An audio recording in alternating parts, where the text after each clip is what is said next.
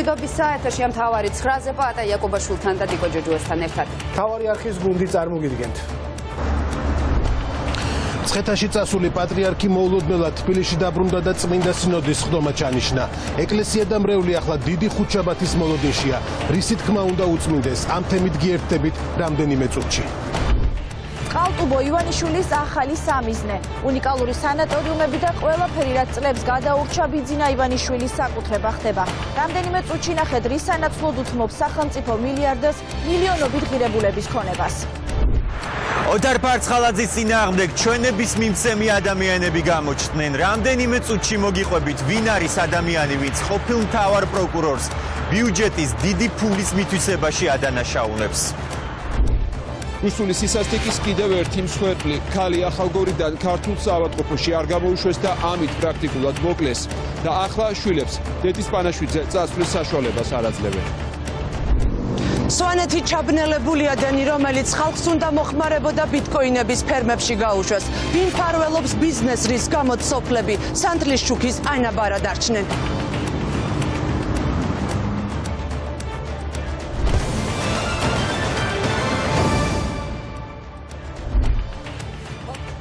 მილიონამდე კვადრატული მეტრი ეს არის ტერიტორია, რომელიც ბიძინა ივანიშვილმა საქართველოში მინიმალურ ფასად იყიდა. ოლიგარქის საკუთრებაშია ძველი თბილისი, თლიანად უზარმაზარი ფართობები ბაკურიაში. ცოტა ხნის წინ ივანიშვილის სამიზნე გახდა აბას თუმანი, სადაც სწორედ ოლიგარქისთვის კომფორტული გარემოს შესაქმნება გადაწყვეტილებები სახელმწიფო დონეზე იქნა მიღებული. გაუქმდა ისტორიული კლინიკა და ტერიტორია სამუდამოდ დაიკეტა ტუბერკულოზით დაავადებული პაციენტებისთვის. ივანიშვილი ასევე ფლობს ტერიტორიებს შეკვეთილსა და ნატანებში. ქართული ოცნების ლიდერმა და ქვეყნის არაფორმალურმა მმართველმა შეისყიდა ურეკის ნაწილიც. გიგანტური ხეების სიყვარული გამორჩეულმა ოლიგარქმა სიმბოლურ ფასად იყიდა მწვანე კონცხი. საჩხერელი მილიარდერი ფაქტობრივად ყველაფერს ფლობს მშობლიურ საჩხერეში. ასევე მისი კომპანიების საკუთრებაშია დიდი ტერიტორია აბაშაში, ანაკლია, თითქმის ნახევარი შავი ზღვის სანაპირო და ახლა უკვე წყალტუბო. ოლიგარქის საქართველოს მიწებს საკუთრებს. ახალი ახირების შესასრულებლად ბიძინა ივანიშვილი უკვე ამოქმედდა. დღეს მისმა ემისრებმა წყალტუბოს სასტუმროები და სანატორიუმები შემოიარეს და იქ შესახლებული დევნილები გადათვალეს. მოუწევთ თუ არა ხელმეორე დევნილობა აფხაზეთიდან ერთხელ უკვე გამოწევებულს. არავინ იცის, მათ ჯერ არავინ უთხრა რა ბედი ელით ივანიშვილის ხელში. ეს არის ახალი წინასაარჩევნო აფერა, ამბობენ პოლიტიკოსები თბილისში. ისინი დარწმუნებულნი არიან, რომ ისევე როგორც წინა წლებში ოლიგარქი მიმზიდველი დაპირებებით ამ უმრჩევლის მიმხრობა შეეცდება და შემდეგ კვლავ ყველას მოატყუებს. ბიძინა ივანიშვილის ამ ახალი ბიზნეს საარჩევნო სქემის შესახებ ჩვენი ჟურნალისტები მაკა ჩიხლაძე და ნათია გოგსაძე ისაუბრებენ პირდაპირ ეთერში და დავიწყოთ საუბარი მაკასთან. მაკა რის სანაცვლოდ ისაკუთრებს ბიძინა ივანიშვილი წყალტუბოს კურორტს კიდევ ერთ ქართულ ოაზისს. ბატა, ინფორმაციამ, რომელიც ცოტა ხნის წინ გახდა მთავარი არხისთვის ცნობილი, გვაფიქრებინებს, რომ ბიძინა ივანიშვილი გარკვეული პერიოდით ადრე ემზადებოდა ამ გადაწყვეტილებისთვის. გულისხმობ იმას, რომ მთავარ არხს წყარო მიაწოდა ცოტა ხნის წინ ინფორმაცია იმის თაობაზე, რომ უკვე შარშან 2018 წლის მარტში შესაბამისი უწყება ატარებდა შესაბამის კვლევას წყალტუბოში, რომ მინიჭებოდა კულტურული მემკვიდრეობის ძეგლის სტატუსი იქ არსებულ უნიკალურ სანატორიუმებს. თუმცა, მიუხედავად იმისა, რომ ეს პროცედურა მთლიანად და სრულყოფილად იქნა გავლილი, რატომღაც შეფერხდა და გაჭიანურდა ამ სტატუსის მინიჭების პროცესი და შესაძლოა ახლა უკვე ხელოვნებაცოდნეები ვარაუდობენ, რომ ეს მოხდა იმიტომ, რომ დღეს უკვე ერთლარად გაიოლებოდა ბიძინა ივანიშვილს ამ ქონების შესყიდვა. რატომ იცდიდა ამდენ ხანს და თუ შარშან ქონდა ვთქვათ ეს გადაწყვეტილება მიღებული, რატომ გაჟღერდა ახლა? ამასთან დაკავშირებითაც არსებობს ვერსია, რომ ბიძინა ივანიშვილი ამ თავის მასშტაბურ საქველმოქმედო ინიციატივას ინახავდა იმ მომენტისთვის, როდესაც ქვეყანაში კრიზისი შეიქმნებოდა და ახლა ეს კრიზისი შეიქმნა საპატრიარქოში. გააღეს კარები და შემოვიდნენ. უნდა შეგამოწმოთო. რა შეამოწმეს, თხებივით დაგთვალისწრებდით. სანატორიუმები, რომლებიც მალე ბიძინა ივანიშვილის საკუთრება გახდება, ამ დრომდე აფხაზეთიდან დევნილების ერთადერთი თავშესაფარია. იძულებით გადაადგილებული პირები 26 წელზე მეტი აქ ცხოვრობენ. მათი აღრიცხვა კი სახელმწიფო მხოლოდ გუშინ, მას შემდეგ დაიწყო, რაც ამ ტერიტორიით ბიძინა ივანიშვილი დაინტერესდა. არ იციან სად უნდა წავიდნენ, როდის და რა პირობებით. დაელოდეთ რომ ზარსო და შეიძლება გაგიყვანონო. შეიძლება მიიღოთ ბინები და ტელეფონის ნომერი ჩაიწერეს. უნდა დაიწყოს რემონტებიო გაზაფხულზეო. თქვენ რა ბედი გეწევათ? ჩვენ რა ბედი გვეწევათ, ამას ერთმანეთს ვეკითხებით, ჩვენც არ ვიცით. ტელევიზიით გავიგე დღეს სხვათა შორის 22-ვე სასტუმრო უნდა შევისყიდო და რა ვიცი, მაგაცის ხეილი ჯერ ასად მინახია და აქ თუ რამეს იზავს, ეგეც არ ვიცი. ვა, ივანიშვილმა თუ შეისყიდა წყალტუბო, ალბათ უფრო უარესობისკენ წავალთ. ასე ვფიქრობ. თვითონ ივანიშვილი რომ მოვიდეს, იგია, კაი და გავესაუბროს ამ ხალხს, რა ვიცი. წყალტუბო დღეს მუზეუმია ღია ცის ქვეშ. ასე აფასებენ ხელოვნებათმცოდნეების 60 წლიან საბჭოთა არქიტექტურულ ნიმუშებს. უნიკალური მხატვრობა კედლებსა და ჭერზე ჯერ ისევ შემორჩა. სანატორიუმების ფასადებზე ისევ შეხვდებით უნიკალურ ორნამენტებს. თუმცა ეს ყველაფერი შესაძლოა უბრალოდ განადგურდეს. ხელოვნებათმცოდნეებს ივანიშვილის ნაყიდი და შემდეგ კულტურული მემკვიდრეობის წაშლილი კვალი ბევრი უნახავთ. უნახავთ ფაქტები, როდესაც ისტორიული შენობები ბეტონის კონსტრუქციებით და შუშის ფასადებით ჩაანაცვლეს. ძალიან ღირებულია, ალბათ ასეთ პატარა ადგილას, ესეთი კონცენტრაცია, მთელი სახელმძღვანელო და მთელი ქრონოლოგია საბჭოთა არქიტექტურის ჩამოყალიბებისა არსად არ არის. ამიტომ დაუშვებელია ამ შენობების განადგურება, არც ერთი მათგანი არ უნდა განადგურდეს, იმიტომ რომ ეს არის ხაზი, როგორც გეუბნებით, არქიტექტურული განვითარებისა, ნადგურდებოდა ნამდვილად, ღირებულია ნამდვილად, დასაცავია ნამდვილად, მაგრამ უნდა მოხდეს ძალიან ფრთხილი რეაბილიტაცია, არ უნდა გაკეთდეს ეს ისე, რასაც ხშირად ხედავთ ხოლმე თბილისის, სიღნაღის, გორის, აბასთუმნის, თუ რა ვიცი, რომელი რეგიონის და რომელი ქალაქის რეაბილიტაციის მაგალითებზეც არ გინდათ რომ ვთქვათ. ნატაფერაძე რომ ახლა წყალტუბოზე დარდი დაიწყოს, ამისთვის მხოლოდ აბასთუმნის და პანორამა თბილისის გამოცდილებაც კმარა. სამოქალაქო აქტივისტისთვის მთავარი ქალაქის სიმწვანეა, რითაც კურორტი ყველაზე მეტად გამოირჩევა და რასაც ბიძინა ივანიშვილისგან ყველაზე მეტი საფრთხე ემუქრება. ერთი მაგალითი მაინც არ ქონდეს იმისი, რას აკეთებს ეს ადამიანი, აი თუნდაც აბასთუმანში ის ტუბდისპანსერი, რომელიც იყო ასევე საბჭოთა არქიტექტურის ძალიან საინტერესო ნიმუში, მიწასთან გაასწორა და ეს თითისტოლა არ ვიცი მე ტიპი გვიხსნის, რომ ეს არის აღმშენებლობა, რეგულაციები უნდა არსებობდეს, რომ მე ვიღაცა დეგენერატი არ გვიხსნიდეს, რომ აი ეს შუშის შენობა აქ უფრო ლამაზი და სუფთაა და მობეტონებული უფრო კარგია, ვიდრე არსებული სიტუაცია. ახლა მწვანე საფარის მხრივ არ ვიცი რას იზავს, დარწმუნებული ვარ, აქაც რაღაცა მარას მოიფიქრებს და დაჭირდება იქ ფართე გზების გასაყვანად იქ გაჩეხვა. ეს არის გასაჩერებელი, ეს არის საგანგაშო. თბილისის ხამქარის დამფუძნებელს ალეკველისაშვილს დღემდე ვერ მოუნელებია, როგორ გადააქცია თაბორის მთა ბიძინა ივანიშვილმა შუშის კონსტრუქციების მოედნად და როგორ ააშენა პუშკინის სკვერში ბეტონის ვეებერთელა ნაგებობა. ახლაც დარწმუნებულია, რომ ოლიგარქის მიზანი არა წყალტუბოს გადარჩენა, არამედ საარჩევნო ხმებზე ნადირობაა. როგორც ეს იყო 2018 წელს, როდესაც ხალხს ვალები გაუნულეს, ან 2012-ში, როდესაც პირდებოდნენ ყველაფერს საოჯახო სოლარიუმების ჩათვლით. კაცმა არ იცის მართლა აღადგენს თუ არ აღადგენს, იმიტომ რომ ძალიან ბევრი ქონება ვიცით, აგერ ქალაქის შუაგულში არის ლაგუნავერი, რომელიც არის გაოხრებული, გაუბედურებული და ხეები ამოვიდა იქ, სადაც ადრე ხალხი სპორტითაც იყო დაკავებული და რა ჯანმრთელობის კერა იყო.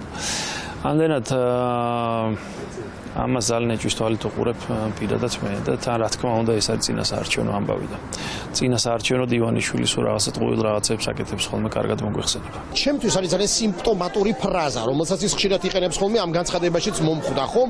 ანუ ქვეყანას ამის თავი არ აქვს და მე ვიზამ ამას. აი ეს რაღაცა ცნობიერად თუ გაცნობიერებულად ეს არის დაკნინება ქვეყნის. იცით რომ ქვეყანა ღარიბია, ქვეყანა გაჭირვებულია, ამიტომ თქვენ ქვეყნის იმედად ნუ იქნებით, მე გადავიხდი.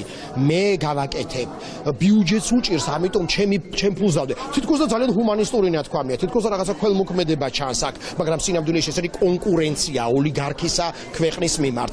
ბიძინა ივანიშვილის დაპირებული 20,000 სამუშაო ადგილი არარეალურად ეჩვენება თორნიკე ბარათაშვილსაც. ორგანიზაცია ევროპა ჩვენი სახლია დამფუძნებელი ქვეყნის არაფორმალურ მმართველს განადგურებულ ლაგუნავერეს და ქუთაისის ტექნოლოგიურ უნივერსიტეტის განუხორციელებელ პროექტს ახსენებს.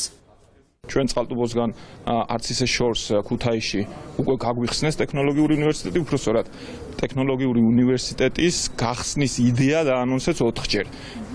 ამ უნივერსიტეტს რექტორიც ყავდა, ეს რექტორი გაუშვეს, ახალი რექტორი მოიყვანეს, იმ პირობებში, როცა უნივერსიტეტი საერთოდ არ არსებობს, ხო?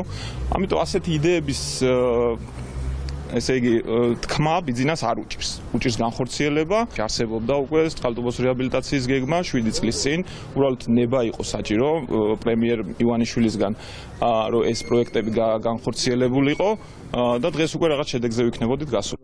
ბიძინა ივანიშვილი კი ირწმუნება, რომ წყალტუბოს 22-ვე სანატორიუმს და 9 აბაზანას უკლებრივ გამოისყიდის. თუმცა ვრცელ წერილში ქართული ოცნების ლიდერს არაფერი უთქვამს იმის შესახებ, რამდენს გადაიხდის მილიარდერი ქონებაში, რომელიც რეალურად ასეულობით მილიონი ღირს. ამ კითხვაზე ვერც ეკონომიკის სამინისტრო პასუხობს. არადასწორად თურნავას უწყების ბალანსზეა 22-დან 15 სანატორიუმი. მთავარი არხის ინფორმაციით ბიძინა ივანიშვილს ფაქტობრივად მთელს წყალტუბოს სიმბოლურ ფასად ერთლარად მიჰყიდიან. წყალტუბო არა მხოლოდ აღიდგენს იმ ძველ დიდებას, ის გახდება აღმოსავლეთ ევროპაში ერთ-ერთი ცნობილი საკურორტო მიზიდულობის ცენტრი. აქ პირველ ეტაპზე თუნდაც მარტო სასტუმროებში იგეგმება 8000-მდე სამუშაო ადგილის შექმნა და მთლიანობაში თუ ჩვენ ვივარაუდებთ, რომ აქ მილიონამდე ტურისტი შეიძლება ჩამოვიდეს და ამას კვლევები გვიჩვენებს, 20,000 ადამიანი მხოლოდ დას. რატომ გახდა წყალტუბო აქტუალური ახლა, როცა 3 ათეული წელია მისი ნგრევა მიმდინარეობს? ამ კითხვაზე პასუხი ბიძინა ივანიშვილის წერილობით ინიციატივაში არ იძებნება. თუმცა საზოგადოებაში მუსირებს აზრი იმის შესახებ, რომ მიტოვებული კურორტის აღორძინების ინიციატივა სწორედ დღეს იმიტომ გაჟღერდა, რომ საპატრიარქოს სკანდალი გადაფარულიყო. ტურიზმის განვითარება, სამუშაო ადგილების შექმნა თუ მორიგი პოლიტიკური ტრიუკი, როგორც თავად ივანიშვილი ამბობდა. ოპოზიცია თბილისში ირონიულად შეხვდა ოლიგარქის ახალ წამოწყებას. ქართული ოცნების ოპონენტები დარწმუნებული არიან, რომ რეალურად ივანიშვილს წყალტუბოს ბედი არ აღელვებს და მისი მთავარი მიზანი საარჩევნო ხმებია. ნათია გოგსაძემ მოისმინა კომენტარები და გაიხსენა ქართული ოცნების ლიდერების სრუწინა საარჩევნო დაპირებების მაგალითები და ის ახლა მთავარ სტუდიასთან კავშირზე გამოდის.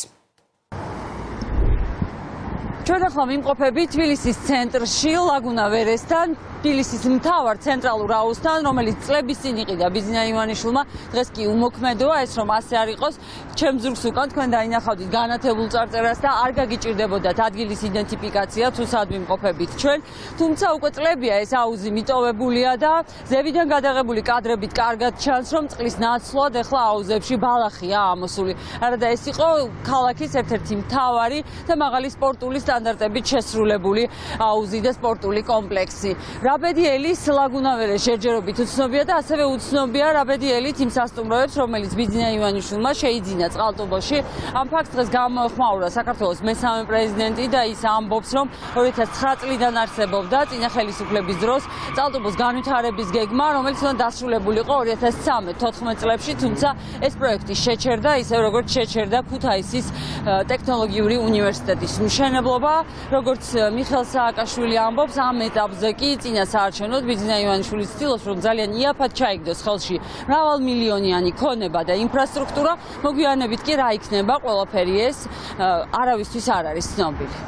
2009 წელს მე დავიწყე წყალტუბოს განვითარება, ჩვენ აუშენეთ დევნილებს ახალი ბინები, გამოვიყვანეთ ისინი სანატორიუმებიდან და შემდეგ უკვე დავიწყეთ სანატორიუმების განვითარება, რათა ამავე დევნილებს ქონოდათ სამუშაო და შემოსავლის წყარო. ჩვენ მე სპეციალურად ვიმოგზაურე მარაკეშში, მაშინ მაროკოში და ავიღეთ ზუსტი ასლი მსოფლიოს ყველაზე ცნობილი სასტუმროს მამუნიასი და ამ ზუსტ ასლს ვაშენებდით სანატორიუმ შახტიორის, ყოფილ შახტიორის ადგილზე და ეს უნდა ყოფილიყო წყალტუბოს ინტერკონტინენტალი. ამის შენებლობა უნდა დასრულებულიყო 2014 წელს. პარკში, რომ ეს ჩვენ ავიღეთ სოფლიო ბანკის პროექტით გავაკეთეთ, გავდგით ზუსტ ასლს ბადენ-ბადენის ცნობილი აბანოების კარაკალასი. ივანიშვილი მოვიდა, ყველაფერი გააჩერა, ვერ გააჩერა ერთ-ერთი პარკი, რომელიც სოფლიო ბანკის მიერ იყო დაკონტრაქტებული, მაგრამ ეს ყველაზე ნაკლები იყო, რაც უნდა გაკეთებული იყო. რაც თავარია, მან მოკლა ქუთაისის პარლამენტი და წყალტუბო არის გაგრძელება პარლამენტის კომპლექსის და საერთოდ ყველაფერი ერთად არის აბასთუმანი, საირმე ქუთაისის პარლამენტი, წყალტუბო, შემდეგ გვირაბი, სვანეთში და გამავალი გზა და ეს არის ერთი დიდი კომპლექსი და წყალტუბო არის მთავარი ცენტრი ამისი. ივანიშვილმა ეს ყველაფერი გააჩერა და გაანადგურა.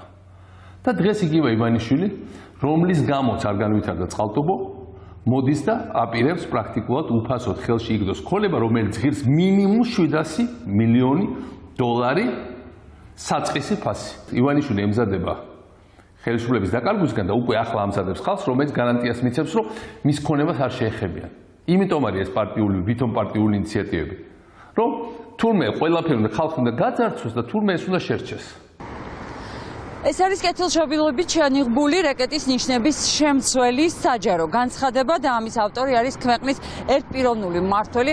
ასეთი ოფიციალური განცხადებით გამოეხმაურა წერილობითი განცხადებით ელოს დამფუძნებელი მამუკა ხაზარაძე ბიძინა ივანიშვილის გადაწყვეტილებას, რომ შეისყიდოს წყალტუბოს ინფრასტრუქტურა. ხაზარაძე ამბობს, რომ ერთ ადამიანს უნდა მივყიდოთ მაშინ ტბები, ზღვებიც და წიაღისეული ქვეყნის სიმდიდრეები, არაფორმალური მმართველობა, რომელსაც მიტაცებული აქვს სახელმწიფო ინსტიტუტები, ახლა უკვე გავრცელდება კერძო საკუთრებაზეც. ის ამბობს, რომ ქვეყნის განვითარების ეს სტილი არც ერთ განვითარებულ ქვეყანას არ აძლევს სიკეთეს და პროგრესს. მამუკა ხაზარაძეს ლელოს დამფუძნებელს დღეს პარლამენტიდან მისივე მოსახელე მამუკა მდინარაძე გამოეხმაურა. მან შეახსენა პოლიტიკაში ახლად გადანაცვლებულ ბიზნესმენს ის პროექტი, რომელიც მან წამოიწყო კოხტა მიტარბში და უთხრა ისიც, რომ მამუკა ხაზარაძე მანამდე არ დაიწყო იქ ინფრასტრუქტურის მშენებლობა, ვიდრე სახელმწიფომ კონკრეტული დავალებები არ შეუსრულა. არც ერთი ქვეყანა ასე არ განვითარებულა და არც ჩვენი ქვეყანა განვითარდება, რადგან ბიძინა ივანიშვილის მართვის სტილი ნიშნავს სუსტ სახელმწიფოს, სუსტ ეკონომიკას, არაჯანს საინვესტიციო გარემოს, არც ისე შორეულ მომავალში კიდევ უფრო დიდ ტრაგედიას, უკიდურეს სიღარიბესა და ტოტალურ უმუშევრობას. ხომ არ ჯობდა ბიძინა ივანიშვილისთვის მიგვეყიდა სახელმწიფო წიაღისეული, რკინი გზა, ტბები, მდინარეები, ტყეები, შავი ზღვის აკვატორია, ყველა ქონება, რათა მან წარმატებულად დაასრულოს ქვეყნის სრული მისაკუთრება მიტაცების პროცესი. სრული პასუხისგებლობით ვაცხადებ, ამის უფლებას არ მოგცემთ, ეს უნდა დასრულდეს. ბიძინა ივანიშვილი და მისი პარტია უნდა ჩამოშორდეს ქართული სახელმწიფოს მართვის სადავეებს. ძალიან საინტერესოა ვისი ეგიდით გააკეთა ეს განცხადება ხაზარაძემ, როგორც ბიზნესმენმა თუ როგორც პოლიტიკოსმა. თუ როგორც ბიზნესმენმა შევახსენებ ბაკურიანის პროექტს, როდესაც კოხტაგორა ჩაიგდო ხელში და შემდეგ წლების განმავლობაში არ მიიკარებია ამ პროექტს, მანამ სანამ სახელმწიფომ არ მოუგვარა იქ ინფრასტრუქტურული პრობლემები, თუ როგორც პოლიტიკოსმა უკვე აღარ გვიკვირს როგორც პოლიტიკოსისგან, მისგან არათანმიმდევრული განცხადებები და უბრალოდ ვურჩევ, რომ არ არის აუცილებელი კარგზე და ცუდზე ცუძის ლაპარაკი. წინასაარჩევნო დაპირებები, რომელსაც ქართული ოცნება არ ასრულებს, ოპოზიცია ასე ეხმაურება ბიძინა ივანიშვილის დღევანდელ გადაწყვეტილებას წყალტუბოსთან დაკავშირებით. ტექნოლოგიური უნივერსიტეტი არ აშენდა, ქუთაისიდან პარლამენტის გადატანა, ეს გახლდათ ერთ-ერთი სიგნალი ინვესტორებისთვის, რომ წყალტუბოში არ დაებანდებინათ ინვესტიციები, აცხადებენ ოპოზიციონერები და ამბობენ იმას, რომ მათ შორის აზარტული თამაშების აკრძალვას და ცალკეული პროექტები, რომელიც არ განხორციელდა რეგიონებში და მათ შორის იმერეთში ხელს უშლიდა კეთილსინდისიერი სხვა ინვესტორების შესვლას წყალტუბოში. აქედან გამომდინარე ისინი ამბობენ, რომ ბიძინა ივანიშვილი ან იაფად ჩაიგდებს ამ ქონებას, ან და ეს არის მხოლოდ წინასაარჩევნო სვლა, რომელსაც ქართული ოცნების ლიდერი ისევე დაივიწყებს, როგორც ყველა სხვა წინა დაპირებას. ეს არის მორიგის სიცრუე. ჯერდი კი არ გამოიწყდეს, არამედ წაართვებს, როგორც წაართვა კომერციული ბანკებს და მიკროფინანსურ ორგანიზაციებს არჩევნების წინ სესხები და შემდეგ თქვა, რომ ჩამოვწერეოდა სინამდვილეში დაუჟდა რაღაც ჩალის ფასია. ქუთაისის ტექნოლოგიური უნივერსიტეტი ახლა უნდა იყოს 60,000 სტუდენტი, ანუ რაც კი საქართველოს სტუდენტია, მისი ნახევარი სინამდვილეში ააშენებს ერთ კორპუსს. 200 ან 500 კაცი ისწავლის, რომ სახელიც კი შეიცვალა, ჩვეულებრივი უნივერსიტეტი იქნება, რაც არის ქუთაისში გაგიწერეთის სახელობის უნივერსიტეტი. და უამრავი სხვა სიცრუე, მაგალითად 2 მილიარდ ნახევრიანი სოფლის მეურნეობის განვითარების ფონდი და ყველას უნდა დაურიგდება უფასო კრედიტები და ასე შემდეგ. ეს არის მორიგი ტყუილი, მორიგი საარჩევნო დაპირება, რომელსაც დღეს უკვე არავინ არ აჭამს. უკეთესი იყო ბიძინა ივანიშვილს არ დაეფთხო ინვესტორები იმ განცხადებით, რომ წყალტუბოში აკრძალავდა კაზინოებს და ამის გამო ინვესტორების ნაწილმა, რომელსაც უკვე ინვესტიცია დაწყებული ქონდა წყალტუბოში ვარ ითქვეს. უკეთესი იყო ბიძინა ივანიშვილს 2012 წელს მოსვლისთანავე არ განეცხადებია, რომ პარლამენტს დააბრუნებდა თბილისში, რომელიც შემდეგ მინიმუმ 4 წელიწადი თუ 5 ვერ განხორციელდა და ამითაც არ დაეფთხო ინვესტორები წყალტუბოში. ამიტომ კიდევ ერთხელ ვამბობ, რომ კარგია თუ რამეს გააკეთებენ, მაგრამ ძალიან ცუდია, რომ წინა ხელისუფლებასთან ჯიბრის გამო ეს ყველაფერი გვიანდება. ამ ქვეყანაში მე მგონი ეს 2019 წელია, რომელიც წინა საარჩევნოთ ეხლა ბოლო აღარ აგვაქვს, თორე დანარჩენი ყოველი წელი მე ვფიქრობ ყველა დაპირება არის წინა საარჩევნო, რომელი დაპირება შესულდა. პირდაპირ თქვა. მე ვერ ვხედავ, რომ ქუთაისში უკვე დუხს სტუდენტური ცხოვრება. მე მგონი ვერ თქვენ ვერ ხედავთ, ხო? აქედან გამომდინარე, რა ვიცი, თუ დავამთავრებთ ქართულ ოცნებას 2020 წელს, მე ვფიქრობ, ესეთი საარჩევნო დაპირებების დამთავრდება. ქართული ოცნების თავმჯდომარის ინტერესი დღეს უკვე გამოჩნდა არა მხოლოდ ზღვისპირეთში, გურიაში და საქართველოს სხვადასხვა ტერიტორიაზე, მათ შორის აბასთუმანში, არამედ წყალტუბოში. ბიძინა ივანიშვილმა გადაწყვიტა, რომ 22 სასტუმრო და 9 სამკურნალო აბანო გამოისყიდოს 27 კერძო ინვესტორისგან. ნათია გოგცაძე საუბრობდა მთავარი არხის ეთერში. მადლობა ნათია.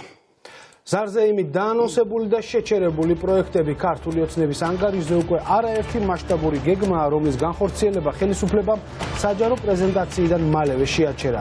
რამდენიმე წუთში მთავარში იდეები და პროექტები, რომლებიც ოცნების პრემიერებთან ერთად ქრებიან. თბილისის ცენტრში დაპროექტებული სამთავრობო კვარტალი, სადაც ახლა ბიზნეს სახლი შენდება. იყო თუ არა კვირიკაშვილის გეგმა მხოლოდ პიარზე გათვლილი და ვინ დაიგებს ბინას ახალ შენობაში, რომელმაც პროფილი ყოფილი პრემიერის წასვლიდან მალევე შეიცვალა. საპატრიარქო დუმილს დაარღვევს მეუფე იაკობის სკანდალური ბრალდებების და ბოლო დროის უმძიმესი მოვლენების ფონზე კათოლიკოს პატრიარქმა სინოდის სხდომა დანიშნა. გადაწყვეტილება ილია მეორემ მოულოდნელად მიიღო. თბილისიდან რამდენიმე დღით წასული პატრიარქი დღეს მოულოდნელად დედაქალაქში დაბრუნდა და მღვდელმთავრების შეკრება დაანონსა. გიგლა თუმანიშვილი ბოლო დღეების განმავლობაში განსაკუთრებული ყურადღებით აკვირდება საპატრიარქოში მიმდინარე მოვლენებს და ისახლა დეტალებს პირდაპირ ეთერში მოგვიყვება. გიგლა, რა არის ცნობილი სინოდის მომავალი სხდომის შესახებ და რაც მთავარია, რა საკითხები იქნება დღის წესრიგში? დიკო, შეიძლება ითქვას, რომ 31 ოქტომბერს დღის 12 საათზე აი ამ შენობაში შეიკრიბება წმინდა სინოდი და შეიძლება ითქვას, რომ ეს იქნება ყველაზე მწვავე სხდომა ბოლო წლების განმავლობაში, რომელიც კი ჩატარებულა სინოდის ფარგლებში. დაახლოებით 1 წელი ელოდა მრევლიც და მათ შორის სასულიერო პირებით, როდის დანიშნავდა პატრიარქი ამ სხდომას და დღეს მცხეთიდან დაბრუნებული, საგანგებოდ დაბრუნებული, შეიძლება ითქვას, დაბრუნებულმა მიიღო გადაწყვეტილება და ეს სხდომა ჩაანიშნა. საკითხები, რომელზეც მოუწევს მღვდელმთავრებს საუბარი, იქნება საკმაოდ ვრცელი და დიდი სია იქნება ამ საკითხებისა, თუმცა ბოლო დღეების განმავლობაში ყველაზე ხმაურიანი მოვლენები, რომელიც საპატრიარქოს შიგნით ვითარდებოდა, იქნება უმთავრესი საკითხი, რომელზეც იმშელებენ მღვდელმთავრები და ეს იქნება მეუფე იაკობის მიერ გაკეთებული განცხადება, სკანდალური განცხადება, რომელიც მან 4 დღის წინ გააკეთა ტელეეთერის საშუალებით.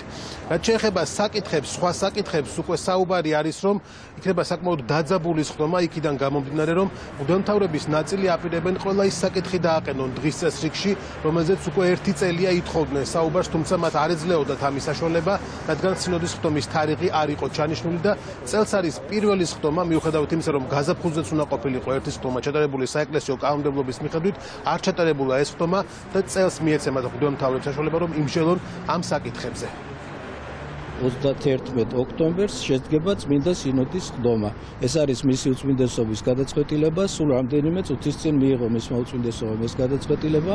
მეუფე იაკობი თუ დაესწრება ამ სინოდის სხდომას? მეუფე იაკობი არის წმინდა სინოდის წევრი და ის დაესწრება. წმინდა სინოდი არის ეკლესიის უმაღლესი სათათბირო ორგანო და ის მიიღებს გადაწყვეტილებას ეკლესიის წიაღში დაიწყება თუ არა მეუფე იაკობისთან დაკავშირებით საკითხის განხილვა. მეუფე იაკობმა გადაიხადა ფასი იმასთან დაკავშირებით, რა აჟიოტაჟიც მოყვა მის განცხადებებს. რაც შეეხება თეოლოგების შეფასებას, მას შემდეგ რაც ილია მეორე მიიღო გადაწყვეტილება და ჩანიშნა სინოდის სხდომა, არის შემდეგნაირი, რომ შესაძლოა მეუფე იაკობის საკითხი იყოს ერთ-ერთი დღის წესრიგში დაყენებული და არ არის გამორიცხული, რომ მას საერთოდ შეუჩერონ უფლებამოსილება, თუმცა ასევე თეოლოგები აკეთებენ გათვლებს, რომ შესაძლოა კიდევ ერთი საკითხი და უმთავრესი მოვლენა იყოს ის, რომ პატრიარქმა თავად მიიღოს გადაწყვეტილება და დატოვოს თანამდებობა და გადადგეს პატრიარქობის ტახტიდან. მეუფე იაკობთან დაკავშირებით შეგვიძლია ვთქვათ, რომ ეს არის ცალკეული რეციდივი დაავადებულ სხეულზე, რომელსაც საპატრიარქო წარმოადგენს. არ შეიძლება მის პიროვნებამდე დავიყვანოთ საკითხი, ხოლო ოდენ და არ შემოვიფარგლოთ იმ სისტემური მარცხის ირგვლივ მსჯელობით, რომელმაც განაპირობა და შექმნა მეუფე იაკობი და სხვა დანარჩენი გამოწვევები საქართველოს ეკლესიაში. შესაბამისად, თანმიმდევრულად, გეგმაზომიერად, კვალიფიციური და კომპეტენტური სპეციალისტების ჩართულობით აუცილებელია ყველა საკითხზე პასუხის გაცემა. მისცემ. ხელისუფლების ესოდენ დაჟინებული კონსპიროლოგიური მცდელობა, რომ ზემოქმედება მოახდინოს ეკლესიის ინსტიტუციაზე და საკუთარი გემოვნებით დაადგინოს მოსაყდრის ტახტზე, ესა თუ ის პიროვნება და მათი რჩეული შეგირდი. ეს არის ყველაზე გასათვალისწინებელი, რომ ქართული ოცნების მთავრობა ცდილობს არაფორმალურად იატაკქვეშ ზეწოლა და წნეხი განახორციელოს ეკლესიაზე. სინოდის როლი ყოველთვის მინიმალური იყო საქართველოს ეკლესიაში სამწუხაროდ ეს რუსეთის გავლენების შედეგია, რადგანაც რუსეთისთვის გაცილებით უფრო ადვილია ერთი კაცის მართვა და მისი მეშვეობით მთელი ეკლესიის მართვა ვიდრე სინოდზე გავლენები, იმიტომ რომ სინოდი მაინც მრავალი ადამიანისაგან შედგება და ამიტომ ეს შეუძლებელია. არის მოლოდინი თუ არა რომ თქვათ შესაძლოა ამ სინოდზე მიიღოს გადაწყვეტილება და პატრიარქი გადადგეს საერთოდ. ვფიქრობ რომ ალბათ არ უნდა გადადგეს, იმიტომ რომ დღეს მაინც განსაკუთრებით, როდესაც რუსული გავლენები ძალიან დიდია საქართველოში, როგორც პოლიტიკურ სპექტრში, ასევე საეკლესიოშიც. ამიტომ ვფიქრობ, რომ დღეს ეს ნაბიჯი მე მგონი ძალიან არასწორი იქნება.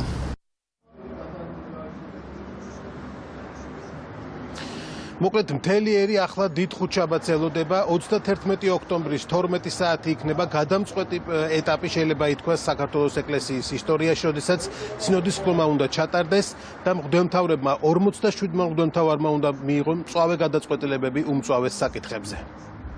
ეს იყო გიგლა თუმანიშვილი, რომელიც საპატრიარქოდან საუბრობდა. საოკუპაციო რეჟიმის მსხვერპლის საქართველოს კიდევ ერთი მოქალაქე, ტრაგიკულად დაღუპული ახალგორელი მარგო მარტიაშვილს შვილები და ოჯახის წევრები ვერ დაიტირებენ. რუსი სამხედროები იზოლაციაში მოქცეულ ჭირისუფლებს ჩაკეტილი ტერიტორიისკენ არ ატარებენ. სავარაუდოდ სწორედ საოკუპაციო რეჟიმის მიერ მიღებული გადაწყვეტილება და აკრძალვები გახდა მარტიაშვილის გარდაცვალების მიზეზი. მძიმე მდგომარეობაში მყოფი ქალი თბილისის მიმართულებით არ გამოატარეს და ის ცხინვალის საავადმყოფოს რეანიმაციაში დაიღუპა.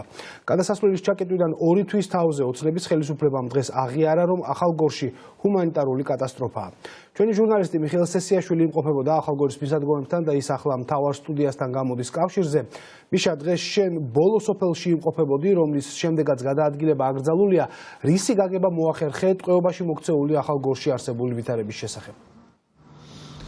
დიახ, როგორც ირკვევა, ახალგორი ზუსტად 2 თვეა ტყვეობაშია და ზუსტად 2 თვეა ამ რაიონში სრულ მასშტაბიანი ჰუმანიტარული კატასტროფა მძვინვარებს. რეგიონში აღარ არის მედიკამენტები, აღარ არის საკვები პროდუქტები, ადამიანებს არ ეძლევათ ექიმებთან მისვლის საშუალება და არ აქვთ ცდომა ჯანდაცვაზე, რაც მათ როგორც აღმოჩნდა სიცოცხლესაც საფრთხეს უქმნის და უნდა ითქვას, რომ აი ამის საპირისპიროდ რას უპირისპირებს ამ ყველაფერს საქართველოს ხელისუფლება და არის თუ არა გამოსავალი შექმნილი ვითარებიდან ადგილობრივმა მოსახლეობამ არ იცის. 2 თვის თავზეც კი უცნობია, როდის გაიხსნება გადასასვლელები და შეძლებენ თუ არა ადამიანები ერთმანეთთან კონტაქტს. ეს ყველაფერი კი მიდის ადამიანურ ტრაგედიებამდე, როდესაც შვილები ვერ ახერხებენ დედის დატირებას. იქით შინაურები, აქეთ შინაურები, იქით მამაჩემ. არ მინდა ამიტომ რა. ცხინვალის კლინიკის რეანიმაციაში გარდაცვლილ მარგო მარტიაშვილს შვილები ვერ დაიტირებენ. დედის პანაშვიდზე ჩასვლის საშუალებას ოჯახს საოკუპაციო რეჟიმი არ აძლევს. ახალგორის გადასასვლელი უკვე 2 თვეა ჩაკეტილია და სწორედ ეს გახდა სავარაუდოდ მარგო მარტიაშვილის სიკვდილის მიზეზიც. ახალგორელმა ექიმებმა შეტევის შემდეგ საქართველოს მოქალაქე ცხინვალში საუღელტეხილო გზებით გადაიყვანეს. უაზის მარკის გაუმართავი სასწრაფოთი და მისი მდგომარეობა კიდევ უფრო დამძიმდა. საბოლოოდ კი ეს ყველაფერი ქალბატონის გარდაცვალების მიზეზი გახდა. იმით დაუყანიათ ახალგორი და სახლიდან ვერ ახერხებთ რომ ჩახვიდეთ იქ? ვერანაირად ვერ ხერხდება. ანუ დედის პანაშვიდს და დაკრძალოს ვერ დაესწრებით? საუბედუროთ ვერა. მარგო მარტიაშვილის შვილებს კამერების წინ გამოჩენის ეშინიათ. ახალგორში ამ დრომდე ცხოვრობს გარდაცვლილის მეუღლე. მოსახლეობა კი, ვინც გადასასვლელის ჩაკეტვამდე წეროვანის დემილთა დასახლებაში გადმოსვლა მოასწრო, ამბობს, რომ ხალხი რუს ჯარისკაცებს მძევლად ყავთ აყვანილი. ეს არაა პირველი შემთხვევა, როდესაც იზოლაციის გამო ახალგორში ადამიანები იღუპებიან. ხალი დაიღუპა და არც ვიცით, აქეთ არის თუ იქით არის, ისაც არ ვიცით. როგორ უნდა წავიდეთ ან სამძიმარე, როგორ უნდა უთხრათ ოჯახს, რა გავაკეთოთ, ეგაც არ ვიცით. უპატრონო ქვეყანაში ვცხოვრობთ. თქვენც კარგად იცით, რომ უპატრონო ქვეყანაში ვცხოვრობთ. რამდენი შემთხვევა იყოგაც, ბევრია და ვინ გვიგდებს ხურსა, ჩვენ არავის უპატრონობით მოკვდა ახლა ეს ქალი. აბა სანამ ცხინვალში გადაიყვანეს, ქალი გათავდა. და მეღუპა ჩამოედი და ვეღარ გავდივარ. ჩაიკეტე და ვეღარ გავდივარ. იქ ვცხოვრობ. ჩვენ წაივძიოთ, კლიოთ, რომ რამე გავიგოთ, მაგრამ ვირას გვაგებინებს რა არის რა არა. ეგ საიდუმლოთ აქ ოსებსა და მოსკოვსა. რაგენ ჩემი ძმა აქ არის, ცოლი იქ არის და ერთ წელია ჩავმოდი აქ არ ვიყავი, შესვლა მინდა და ქვეყანა გამოვიარე რამის ევროპა ის და აქ ვერ შევდივარ. აბა აუგდა. გადასასვლელის ჩაკეტვიდან 2 თვის თავზე დღეს ხელისუფლებამ აღიარა, რომ ახალგორში ჰუმანიტარული კატასტროფაა. ასეთი რეალობის ყოველი დღე კი ასობით ადამიანის სიცოცხლეს საფრთხეში აგდებს. სავარაუდოდ ეს უკავშირდება ჩორჩანასთან დადგმულ ქართულ საგუშაგოს. მე ვფიქრობ, რომ აქ უკან დახევა წარმოუდგენელია, იმიტომ რომ ოკუპანტები და სეპარატისტები ჩვენ არ უნდა ვკარნახობდნენ საქართველოს სახელმწიფო სტრუქტურები, მით უფრო ძალოვანი სტრუქტურები, სად საგუშაგოს განათავსებენ და სადრას გააკეთებენ. დღეს არის ურთულეს სიტუაცია, როგორც ჯანდაცვის მხრივ, ასევე მთლიანად ჰუმანიტარული თვალსაზრისით. მაღაზიებში თითქმის არ არის სურსათი. პრინციპში ეს ადამიანები მთელი მუნიციპალიტეტის მოსახლეობა ყავთ ტყვეობაში. 2 თვე ოკუპირებული რეგიონის მოსახლეობა რეჟიმს მძევლად ყავს აყვანილი და ადამიანებს ჩორჩანაში სტრატეგიული სიმაღლეებით ვაჭრობისთვის იყენებს. რუსი ოკუპანტების ახალ პროვოკაციებს კი ხელისუფლება ჯერჯერობით ვერაფერს უპირისპირებს. ეს ტრაგედია არ არის ერთადერთი საუბედუროთ და სამწუხაროდ მოსახლეობას ჭირდება გადაადგილება სასიცოცხლო საჭიროებებისთვის, ისევე როგორც ამ ქალბატონს და მის ოჯახს. ეს არის ნამდვილად მორიგი მსხვერპლი საოკუპაციო რეჟიმის. მე დღესაც მოუწოდებ ყველას, როგორც არაერთხელ ამ დღების განმავლობაში დაუყოვნებლივ და უპირობოდ გახსნან ახალგორის გადასასვლელი. იზოლაციაში მოქცეული ახალგორის მოსახლეობა ვერ იღებს ვერც პენსიას და ვერც სოციალურ შემწეობას. რაიონში თითქმის აღარ დარჩა არც სურსათი და არც მედიკამენტები. ხალხი უბრალოდ შიმშილობს, რაზეც პასუხისმგებლობას ოპოზიცია საქართველოს მთავრობას აკისრებს და მის ლოიალურ პოლიტიკას უკავშირებს. როდესაც რუსეთმა ძალიან კარგად იცის, რომ ხელისუფლება არ აპირებს საერთაშორისო ორგანიზაციებში და მეგობარ სახელმწიფოების წინაშე დააყენოს საკითხი რუსეთის მიმართ მსგავსი ქმედებებისას, სანქციების გამოწყენებისას, რუსეთი ყოველთვის გაიმეორებს ერთ და იგივეს. ერთი თვის მერეც მოხდება. 2 თვის მერეც მოხდება. ამ ტერიტორიებზე ადამიანის უფლებების უზრუნველსაყოფა საქართველოს ხელისუფლების ერთადერთი ქმედითი ბერკეტი არის ის, რომ ყველა ეს საკითხი ხდებოდეს საერთაშორისო თანამეგობრობის განხილვისაგან და რაც მთავარია, ჩვენ ვცდილობდით, რომ ამ საკითხებზე ხდებოდეს რუსეთის ფედერაციის წარმომადგენლების მიმართ სანქციების დაწესება. ეს არის გზა, რომელზეც დღეს არავინ დადის. ეს არის გზა, რომელიც მიდის ახალგორში და რომელიც 2 თვის წინ რუსმა ოკუპანტებმა ჩაკეტეს და მთელი რეგიონის მოსახლეობა პრაქტიკულად მძევლად აიყვანეს. 2 თვის თავზეც კი ზუსტად არავინ იცის, როდის გაიხსნება გზა. ქვეყნიდან წასულ ყოფილ მთავარ პროკურორს თბილისში უმძიმესი ბრალდებების სერია დაუგროვდა. ბოდბელი მთავარი ეპისკოპოსის სკანდალურ განცხადებაზე სამოქალაქო სექტორი გამოძიებას უმოკლეს ვადაში ითხოვს, თუმცა არანაკლებ ხმაურიანია გლდანის ციხის პატიმრის გზავნილი, რომელშიც გოჩა ბახია ბიუჯეტის საუკუნის ძარცვის საქმეზე ხელს პირდაპირ ოთარ ფარცხალაძეს ადებს. მიმართვა დღეს ბახიას ინტერესების დამცველმა გაასაჯაროვა, თუმცა მალე დღგ-ების გაყალბების საქმეზე მსჯავრდებული უფრო მეტს საჯაროდ იტყვის. ადვოკატი დღეს მთავარს უყვება, რომ ფარცხალაძე დავალებით მისმა გარემოცვამ ბახიას პირადი კომპიუტერი ყალბი დოკუმენტების დასამზადებლად გამოიყენა. ვასილ დაბრუნდაშვილმა იცის უფრო მეტი ფარცხალაძის მორიგი სკანდალური საქმის შესახებ და ის მთავარის პირდაპირ ეთერშია. ვასილ, როდის უნდა ველოდოთ ბახიას აღიარებას? გოჩა ბახია, რომელიც ამ საქმესთან დაკავშირებით არის დაკავებული, აცხადებს, რომ ის არის მსხვერპლი და სხვა ადამიანება, რომლებიც ამ სქემაში მონაწილეობდნენ, მისი პირადი კომპიუტერი გამოიყენეს. რაც შეეხება მის ინტერესების დამცველს, რომელსაც დღეს ჩვენ ვესაუბრეთ, მარიამ კუბლაშვილი აცხადებს, რომ ბახია ამ საქმესთან დაკავშირებით საკმაოდ ბევრ და მნიშვნელოვან დეტალს ფლობს და ის უშუალოდ სქემის სათავეში ასახენებს ყოფილ მთავარ პროკურორს. ოთარ ფარცხალაძესთან დაკავშირებით დღეს გამოძიების დაწყება მოითხოვა მესამე სექტორმა და ასევე ოპოზიციამ, ეს მას შემდეგ, რაც მეუფე იაკობმა ყოფილ გენერალურ პროკურორზე საკმაოდ მნიშვნელოვანი განცხადება გააკეთა. ამ ფონზე კი ოთარ ფარცხალაძე უკვე რამდენიმე დღეა ქვეყანაში აღარ იმყოფება. ის ამბობდა, რომ მე ვიცი, რომ ოთარ ფარცხალაძე ერია ამ საქმეში და იყო დავალებები. გოჩა ბახია პირველი პატიმარია, რომელიც ოთარ ფარცხალაძის წინააღმდეგ ღია დალაპარაკდა და ბიუჯეტიდან საუკუნის ქურდობის საქმის ორგანიზატორად ყოფილი მთავარი პროკურორი დაასახელა. ბახია, რომელიც სასჯელს ყალბის საგადასახადო დოკუმენტების დამზადების ფაქტზე იხდის, ამბობს, რომ მსხვერპლია. მისი კომპიუტერის მონაცემები გადასაგზავნად გამოიყენეს და თავად მილიონების გაქრობის სქემასთან შეხება არ აქვს. საუბარია დიდი რამდენიმე ათეულობით მილიონ ლარზე, რომლის დანაკლისია და შემხებლობაში, პირად შემხებლობაში ვერაფრით ვერ უდასტურდება ჩემს დაცვის ქვეშ ყოფს და მოდის მთავარ მოწმეთ სასამართლოს ხტომაზე ეკაბესელია საქმეში ბრალდებული პირი, რომელიც თავისუფლებაშია, რა თქმა უნდა, არასარწმუნოა და ძალიან ბევრი ეჭვებს ბადებს. ხელოვნურად იქნა წარმოქმნილი DGG დავატებით ღირებულების გადასახადი, რომელსაც შემდგომ უკვე აკეშებდნენ, ანუ იღებდნენ ნატურით. ეს პირები თუმცა ვერ უდასტურდება ჩემ დაცვის ქვეშ ყოფს. არ არსებობს მისგან არანაირი ხელმოწერა ან ფაქტი. ბიუჯეტიდან მოპარულ მილიონებზე 9 სისხლის სამართლის საქმეა აღძრული. გოჩა ბახია სავარაუდოდ პირველი იქნება 39 დაკავებულიდან, რომელიც ფარცხალაძეზე საუბარს დაიწყებს. ყოფილი მთავარი პროკურორისთვის DGG-ების სკანდალი არ არის ერთადერთი საქმე, რის გამოც შესაძლოა ის განსასჯელის სკამზე აღმოჩნდეს. მილიონების გამოძალვაში ოთარ ფარცხალაძე გუშინ მეუფე იაკობმა სამხილა. კლანურ მმართველობასა და გავლენებზე საუბრობენ ოპოზიციაში, სადაც ამბობენ, რომ ბიძინა ივანიშვილი ფარცხალაძის დაკავებას ვერ გაბედავს, რადგანაც ციხიდან ყველაზე მეტი შესაძლოა ფარცხალაძემ ბიძინა ივანიშვილზე მოყვეს. საქმიდან გაყვანა ყოფილი პრემიერ-მინისტრის, სარდაფში ჩაყვანა ყოფილი სპორტის მინისტრის, კონსტიტუციურ ორგანოს ხელმძღვანელზე ფიზიკური თავდასხმა, ხო, იგულისხმება ბატონი თორდია. ასობით მილიონი ლარის მიტაცება, რაში ძალიან ხელს ათობით ადამიანი უკვე, ხო? ბატონ ფარცხალაძეს და ახლა ვიგებთ კიდევ 15 მილიონზე იმას რაც გავიგეთ გუში. და ეს ყველაფერი ხომ არ იქნება, ხო, უკანასკნელი 7 წლის განმავლობაში. ეხლა ივანიშვილი ფიქრობს, რომ მას თუ დააკავებს ან დაიჭერს, ფარცხალაძე ალაპარაკდება და ჩამოენგრევა ხუხულასავით ეს მისი რაღაცა არაფორმალური წესწყობილება, რომელიც დაფუძნდა ქვეყანაში. კრიმინალურ მაფიოზურ გარჩევებში არიან ჩართული როგორც ხელისუფლების მაღალი პირები, ასევე არაფორმალური ვერტიკალის ბიძინა ივანიშვილის არაფორმალურ ვერტიკალში შემავალი პირები, რომლებიც ხშირად გაცილებით უფრო მეტი ავტორიტეტით სარგებლობენ, ვიდრე ოფიციალური თანამდებობის პირები. და ასევე ჩართული ყოფილა ეკლესია და ეს მაფიოზური გარჩევები ანგრევს საერთოდ სახელმწიფოს.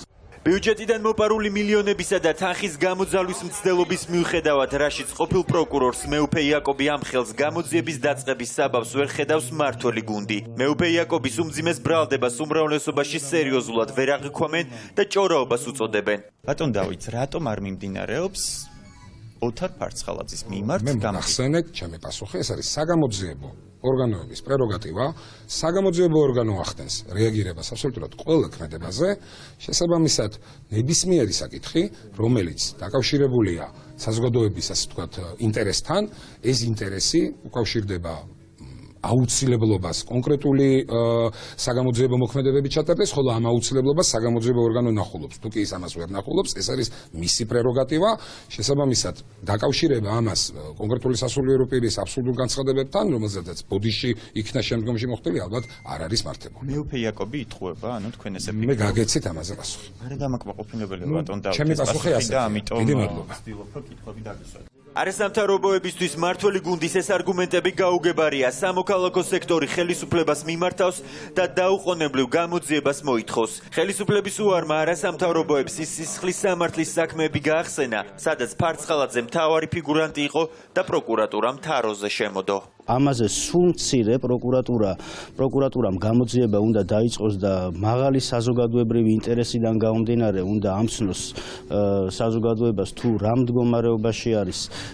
მდგომარეობაში არის გამოძიება სხვა საკითხებზე, რომელიც ეხება ყოფილ მთავარ პროკურორს, იგივე DGG-ების საკითხი გამომდინარე იქიდან, რომ ამ ხრივ დაკავებული არის და პატიმრობაში იმყოფებიან და გამოძიება მიმდინარეობს რამდენიმე ათეულ ბიზნესმენზე, მაგრამ უშუალოდ ოთარ ფარცხალაძესთან დაკავშირებით რა მდგომარეობა არის და როგორი არის გამოძიების პროცესი ჩვენთვის უცნობი არის. ყოფილ მთავარ პროკურორთან დაკავშირებას რამდენიმე დღეა ვცდილობთ, მის მობილურზე ხან ასისტენტი, ხან ფარცხალაძის მეგობარი გვპასუხობს. მთავარი არხის ინფორმაციით ყოფილმა პროკურორმა უკვე რამდენიმე დღეა ქვეყანა დატოვა და უცნობია როდის დაბრუნდება. ახალი ამბების დასრულების შემდეგ დღის მთავარ თემებზე მსჯელობა უკვე ღამის მთავარში გაიმართება. ეკა კვესიტაძე შემოგვიერთდება ახლა პირდაპირ ეთერში. ეკა, საღამომშვიდობისა, ვინ არიან დღეს შენი სტუმრები და ვისთან ერთად გაიმართება დებატები? საღამოშვიდობისა დიკო, დღეს ჩვენი გამხსნელი თემა იქნება ბიძინა ივანიშვილის გეგმების ყალტუბოსთან დაკავშირებით. მან დღეს გამოაქვეყნა წერილი, როგორც ვიცით, მთლიანად ყველა სასტუმროს და აბანოს შესყიდას და მის რეაბილიტაციას აპირებს, რასაც ძალიან მწვავედ გამოეხმაურა მამუკა ხაზარაძე. ძალიან მკვეთრი შეფასებები და სწორედ ის იქნება ჩვენი გადაცემის პირველი სტუმარი, ასევე გოგი წულაია, პარტია თავისუფალი საქართველოს თანათავმჯდომარე, ჩაგვერთვება წყალტუბოდან და ამ თემაზე ისაუბრებს გიორგი ბოტკოვერიც ნაციონალური მოძრაობიდან. შევაჯამებთ არა მარტო ამ თემას, არამედ კვირის ყველაზე ხმაურიან თემებს, ასევე ზაზა ბიბილაშვილთან, გიან ოდიასთან და ანა ნაცვლიშვილთან ერთად და ამასთან გვექნება ძალიან მნიშვნელოვანი თემა, იმ ადამიანებმა, რომლებსაც თვალი დაკარგეს, ან ჯანმრთელობის სხვა სერიოზული დაზიანებები მიიღეს, რატომ არ გამოაცხადა სასამართლომ დაზარალებულად და ამ თემებზე სულხან სალაძე, ელენე ხოშტარია და 20 ივნის დაზარალებული ირაკლი ხადაგიანი გვეყოლება. მადლობა ეკამაშაძე და დღამის მთავარს, რომელიც სულ ცოტა ხანში გავა პირდაპირ ეთერში. ოცნების პიარზე გათვლილი მასშტაბური პროექტები, რომლებიც არ განხორციელდა და რეალურად სულ სხვა განვითარება მოჰყვა. ერთ-ერთი ასეთია თბილისის ცენტრში ზარზე იმით დაანონსებული სამთავრობო ქალაქის მშენებლობა. ტერიტორიაზე, სადაც სამინისტროები და საჯარო სამსახურები უნდა განთავსებულიყო, რაც ყოფილ პრემიერ-მინისტრის განცხადებით ხარჯების შემცირებასთან ერთად ბიუჯეტში დიდი თანხის მობილიზების წყარო უნდა გამხდარიყო, ახლა ბიზნეს სახლი შენდება. იმას, რომ გიორგი კვირიკაშვილის დაანონსებული პროექტის განხორციელება რეალურად არც შედიოდა მთავრობის გეგმებში, ადასტურებს კვირიკაშვილის გადადგომიდან მალევე ორთაჭალის ცენტრში ბიზნეს სახლის მშენებლობის დაწყება. აქ რა შენდება? სავაჭრო ცენტრი. სავაჭრო ცენტრი. რა ხელო ტერიტორიაზეა საუბარი, ხომ არ იცით? რა ფართობზე შენდება, რა უნდა იყოს აქ? ექს-პრემიერ კვირიკაშვილის დაანონსებული სამთავრობო ქალაქი გიორგი გახარიამ წარსულს შეაბარა. ორთაჭალაში გულას ქუჩაზე მშენებლობა ნამდვილად მიდის, თუმცა აქ სამინისტროები არ განთავსდება. შენობა, რომელიც რამდენიმე თვეში უნდა დასრულდეს, დოკუმენტაციის მიხედვით ბიზნეს სახლია და მას ეკონომიკის სამინისტრო აშენებს. რა შენდება? ბიზნეს სახლი, მე ესე ვიცი დასახელებით მეტი ინფორმაცია რა იქნება, როგორ იქნება. ჩვენ როგორც ვიცით, აქ უნდა აშენებულიყო რაღაც სამთავრობო ქალაქი, იყო ესეთი პროექტი, თუ იცით ამის შესახებ. რომელი კომპანია აშენებს? ეხლა NCC ამჟამად. NCC აშენებს და იქნება რაღაც ბიზნეს სახლი. აი ესე ქვია ბიზნეს სახლი და რა იქნება ეხლა რა დატვირთვა? კვირიკაშვილის პროექტით ამ ტერიტორიაზე ყველა სამინისტრო ერთად უნდა განთავსებულიყო. მთავრობა ტურისტულ ზონაში მდებარე შენობებს გაყიდდა, ამ ფულით მოგებასაც ნახავდა და ახალ სამთავრობო კვარტალსაც ააშენებდა. თუმცა ეკონომიკის მინისტრმა დღეს გვითხრა, რომ დიდი ზარზეიმით დაანონსებული კვირიკაშვილის პროექტი წარსულს ჩაბარდა. დღეის მოცემულობით ჩვენ ცოტა სხვა პრიორიტეტები გვაქვს, ჩვენ გვირჩევნია რომ ჩვენი საბიუჯეტო რესურსები მიმართოთ პენსიებისკენ, ხელფასებისკენ, სოციალური პროგრამებისკენ, გზების შენებლობაში და ნაკლები დავხარჯოთ სამთავრობო შენობების აშენებაში. ანუ დღეს ეს საკითხი ჯერჯერობით არ განიხილება. ფული ახალ პროექტს რეალურად არც სჭირდებოდა. ახალი სამთავრობო კვარტალი ენერგოეფექტური მსუბუქი კონსტრუქციით უნდა აშენებულიყო და მთელს ამ პროექტს მხოლოდ მთავრობის ადმინისტრაციის გაყიდვით მიღებული შემოსავალიც ეყოფოდა. ეს იმიტომ რომ კვირიკაშვილის იდეა იყო და კვირიკაშვილი პრემიერი აღარ არის და გაგდებული კაცი. ქართული ოცნების ყოფილი წევრი ანი მიროტაძე ამბობს, რომ კვირიკაშვილის ყველა პროექტი, რომელიც განუხორციელებელი დარჩა, ახალმა პრემიერმა ნაგავში გადააგდო. ასეთი იყო ბიძინა ივანიშვილის ბრძანება, თუმცა არავის დაუთვლია, რამდენი დაიხარჯა ამ პროექტების შექმნაში და რამდენი 1000 ლარი გადააყოლეს ნაგავში გადაყრილ იდეებს. სამწუხარო იცით რა არის, რომ ამ ქვეყანაში თვითონვე უსვამენ ხაზს, რომ ყველაფერი დაკავშირებული არის სახელებთან და გვარებთან. ანუ სახელმწიფოს ირგებენ საკუთარ ხელებზე, ფეხებზე, თავზე, არ ვიცი, სავარძელზე, ქურთუკათით, და ეს არ არის. ერგებიან ადამიანები ზოგადად და ასრულებენ ხოლმე იმ ფუნქციებს, რომელშიც მერე ანაზღაურებას იღებენ საქართველოს ბიუჯეტიდან. ანუ პრობლემა ეს არის. მახსოვს რომ ამ თემაზე მსჯელობა მიმდინარეობდა, გამომდინარე იქიდან რომ ეკონომიკის სამინისტროს იჯარის თემა წამოიწია მაშინ რომ რაღაც შენობაში იყო და იხდიდა რაღაც გარკვეულ თანხას ბიუჯეტიდან და ამას მოყვა მერე პასუხად მაშინ მთავრობის განცხადება რომ მსგავსი ტიპის ქალაქი უნდა ასე ვთქვათ აშენებულიყო.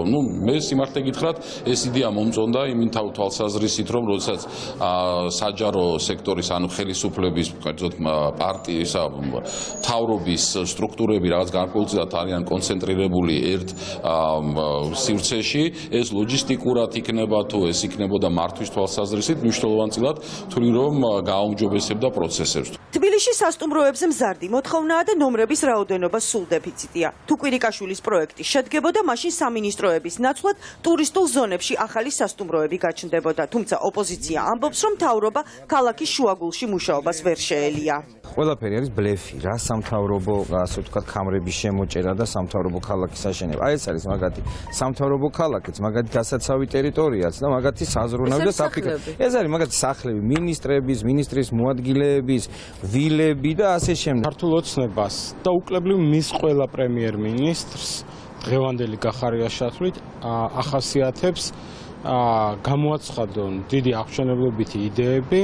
ოღონდ 6 თვის მერე, 1 წლის მერე მომკითხავი არავინ არ არის, რა ეწია ამ დაანონსებულ იდეებს და ამ რიგში დგას კვირიკაშვილის მიერ დაანონსებული სამთავრობო ქალაქის იდეაც, რომელიც რო განხორციელდეს, ამას ერთის მხრივ ჭირდება მთავრობის მიერ საკუთარ ბიუროკრატიულ ხარჯზე უარის თქმა მნიშვნელოვანწილად და მართლა მცირე მთავრობის კონცეფციაზე გადასვლა და მეორეს მხრივ ჭირდება რეალური პრემიერ-მინისტრი, რეალური მთავრობა და არა ანგარიშგალდებული ბიძინა ივანიშვილთან.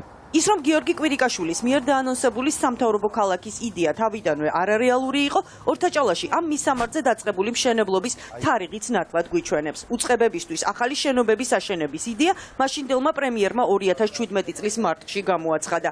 ბიზნეს სახლის მშენებლობა კი ამ განცხადებიდან 8 თვეში დაიწყო.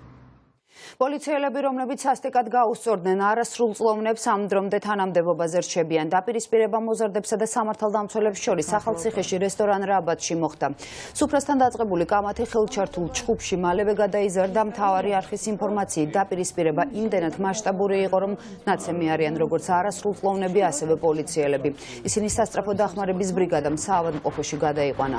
ნასვამ ძალოვანებსა და მოზარდებს შორის მომხდარ კონფლიქტს შინაგან საქმეთა სამინისტრო მალავდა, თუმცა მას შემდეგ, რაც ინფორმაცია მთავარმა არხმა გაასაჯაროვა, კომელაურის უწყებაში განაცხადეს, რომ პროკურატურამ გამოძიება ძალადობის მუხლით დაიწყო.